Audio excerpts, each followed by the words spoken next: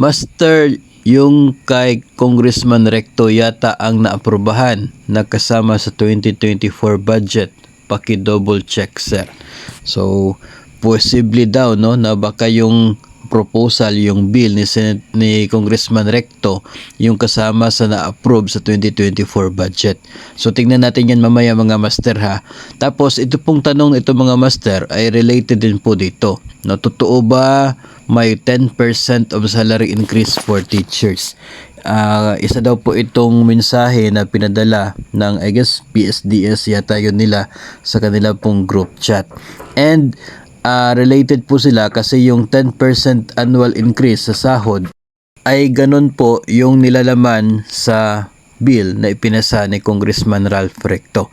At marami po ang na-inlove sa proposal na yon, sa bill na yon, kasi nga yun na ang may pinakamataas na increase sa lahat ng mga bills.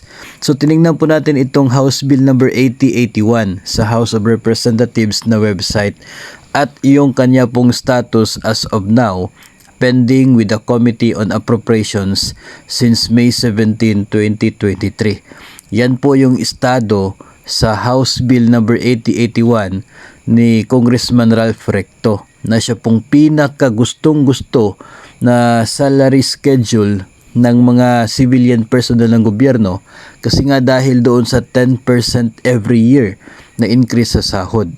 Kaya nga po hindi natin talaga maki-question o hindi po tayo magtataka kung bakit ito po yung madalas na pinapakalat na salary schedule kasi nga marami po yung gusto ang proposal na yon dahil sa 10% increase every year. No, from 27,000 magiging 29,700 by 2024. Yun po ang laman ng House Bill na ito. And hindi po siya kasali doon sa budget sa 2024. Kasi nga yung bill na ito ay pending with the Committee on Appropriations mula pa po noong May 17 hanggang sa kasalukuyan. Sa huli po nating pag-check, tatlo po yata ito, no? Parang tatlo ito mga bills sa House of Representatives. Dalawa mula kay Congressman Recto, yung isang bill na pinasa niya para rin sa salary increase, medyo mababa yung increase na nakapaloob doon. Yung isang bill naman ay galing kang Congresswoman Migs Nograles. Medyo mababa rin yung proposal na halaga ng increase. Kaya parang hindi yung tinitake up ng mga contents na magiging sahod daw sa 2024 kasi mababa. Itong House Bill 8081 pinakamataas yung halaga ng increase. Kaya ito palagi natin nakikita na kumakalat na salary schedule. Pero as I said nga, ito ay pending pa kaya malabong-malabo na dito nakapattern yung increase for 2024 na kasama sa na-approve sa annual budget. Dahil sa totoo lamang po, wala naman po talagang salary increase na included doon sa annual budget. Ang meron po ay yung 16.9 billion na nakaset aside no ng DBM para po sa miscellaneous personnel fund, parang ganun na yung term niya, na which is pwedeng gamitin for salary increase. No, yun po yung halagang yun. Yung 16.9 billion mga master, kulang na kulang po yun kung totoo na itong proposal ni Congressman Recto ang masusunod na sahod sa 2024. Kulang na kulang yung 16.9 billion para sa lahat ng mga civilian personnel sa loob ng isang taon.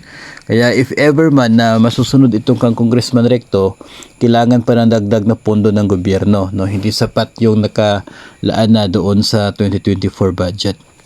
As I always say mga master, yung increase po sa ngayon wala pa talaga.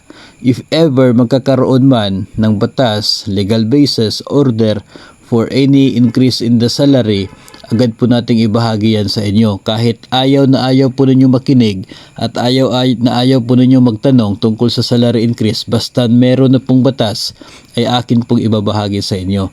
No, so promise po yun. No, kaya sa ngayon ay lagi nating sinasagot talaga na wala pa. As in, wala pa talaga yung inaasahan nating salary increase. Wala pang batas dyan. Tingnan natin, abangan natin ano mangyayari pagdating ng January. At kung mayroon na po, saka po natin pag-usapan as to magkano yung magiging pagtaas ng sahod if ever nando na po yung batas na yon.